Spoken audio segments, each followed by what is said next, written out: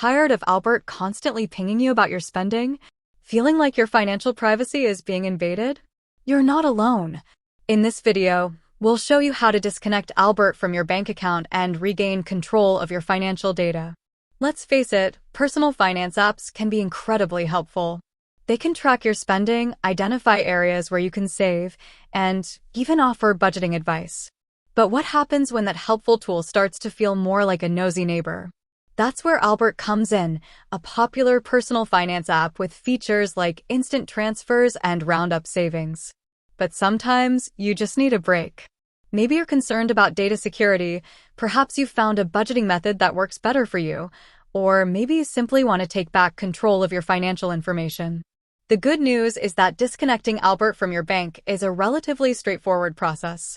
However, the exact steps may vary slightly depending on the specific bank and the version of the Albert app you're using. But don't worry, we'll guide you through the general process and provide some helpful tips along the way.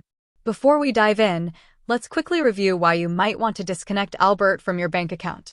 Data security concerns. While Albert employs security measures to protect your data, there's always a risk associated with sharing your financial information with third-party apps. Privacy concerns. Some users feel uncomfortable with the level of access that personal finance apps have to their financial data. Changed financial habits. Perhaps you've adopted a new budgeting method that doesn't require the assistance of an app. Found a better alternative. Maybe you've discovered a personal finance app that better suits your needs and preferences.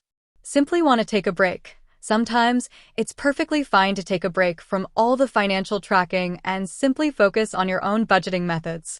Now, let's get to the disconnection process. Open the Albert app. Locate and open the Albert app on your mobile device. Access account settings.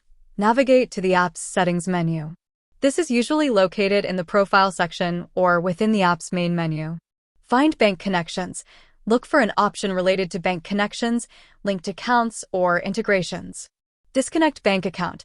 Select the specific bank account you wish to disconnect from Albert. Confirm disconnection.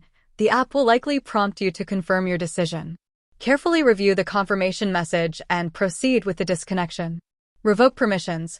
In addition to disconnecting within the Albert app, you may need to revoke the app's permissions within your bank's online or mobile banking platform. This extra step ensures that Albert no longer has access to your account information.